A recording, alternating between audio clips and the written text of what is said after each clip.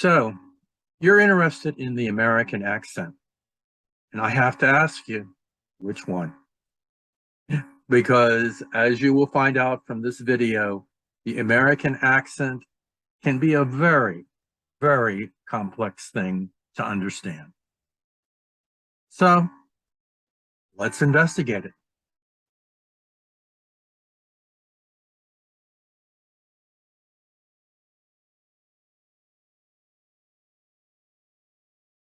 You're going to plagiarize the whole thing for us? Do you have any thoughts of your own on this matter? I'm walking here! I'm walking here!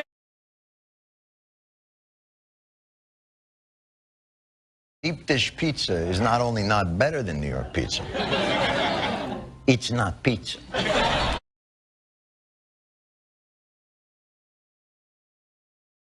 We're your regular family. We watch the Phillies on TV. We go down to the Jersey Shore. But when we want great hoagies, discount prices on beer, and a great atmosphere, we go to Lee's Hoagies. What concerns me about the American press is this endless attempt to label the guy as some kind of kook. Come over here and get oysters and clam and go fishing because they're right down the road. They're right in Brunswick or Savannah or Jacksonville. Being a kid from New York City, I mean from Brooklyn, and my aunt, God bless her soul, she used to always take me to the Rockettes, you know, the Easter show and the Christmas show. Now, I am just who I am. I'm not always nice. I choose to be good. I choose to have a good attitude. I was born in the middle of the century, in the middle of the country, a classic baby boomer. We got a full tank of gas, half a pack of cigarettes, it's dark, and we're wearing sunglasses. If either of these men draw, I'm going to be forced to shoot some people, and I don't want to do that. He shot and killed a state senator named Bibbs in Waco, Texas. Thank you to everyone who worked so hard to beautifully capture the profundity of deep Southern culture. Woke up the next morning on his actual birthday, and I told him I wanted to take him somewhere to lunch for his birthday. What's so powerful about this novel is everyone has their own interpretation of these characters.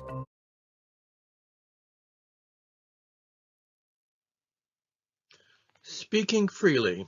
In the land of the free, people speak their mind, and they speak it in many different ways. We speak with many accents because Americans come from many origins. America is the land of many, many accents, vernaculars, and dialogues. We're going to discuss how it got to be that way. The mountains, plains, and beaches all contribute to differences in lifestyle and how people speak. Urban, suburban, and rural life can be very different. Patterns of speech develop within each of these areas and within regions and within landscapes. And then, of course, there are the waves of migration that have come to American shores over the last 300 years. From many places around the world. Mountains in the east, many mountains in the west, in the middle part, prairie and agricultural land, and each of the coasts has its own physical and social personality. So mountains, plains, and beaches. Different kinds of mountains that contribute to different lifestyles, different concentrations of population. The beaches and shores of the west, the beaches and shores of the north, the beaches and shores of the south actually can be quite different. The deserts, plains, and fields. Urban accents.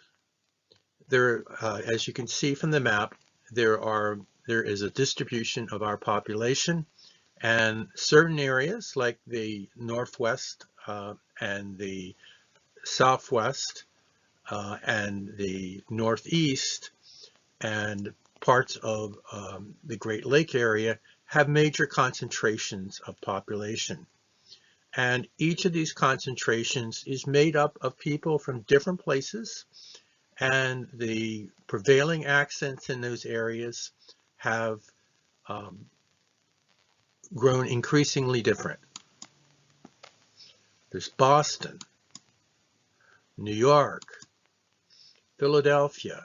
Each of these are large cities with their own speaking style. Baltimore, Miami,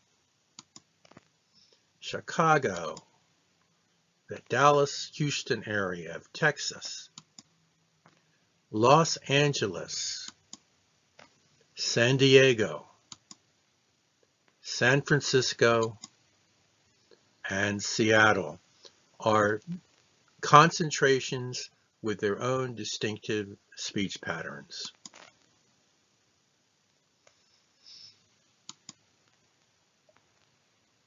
Many people from many lands have come to the United States, and this has shaped American English. Perhaps the greatest factor in shaping our language has been this diversity of different populations moving across the United States and living in different areas. Rural life. The rural life of the Midwest is very, very different than the more urban areas. There's a life of different activities for the children that grow up much closer to animals, and they engage in different activities. Then there's suburban life with its own malls and other characteristics that make it different. But probably more than anything else, the waves of migration have served to change the language patterns of America. And they have been coming from the start. In fact, they came before the start, because what became America, what became the colonies, what became the United States, existed for 200 years before we became a country.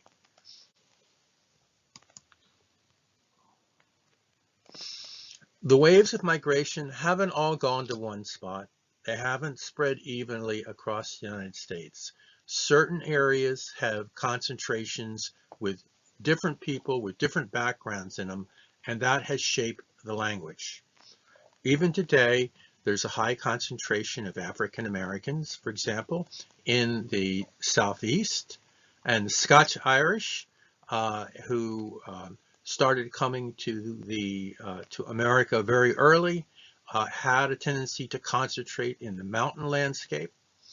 And then there's the Irish that came to the northeastern part of the United States and concentrated in cities like Boston.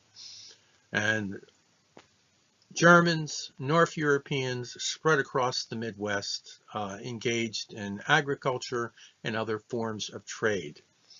And then, of course, especially in the Southwest, but also in Florida, there is a high concentration of Hispanic people of Hispanic descent with, and this affects their speech patterns and their accents.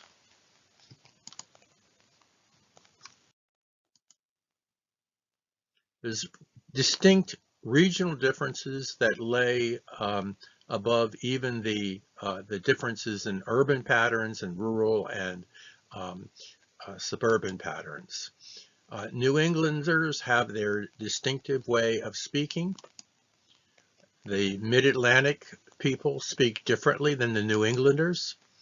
And the Old South has its own recognizable accent that many people are familiar with, a little slower, more relaxed way of speaking.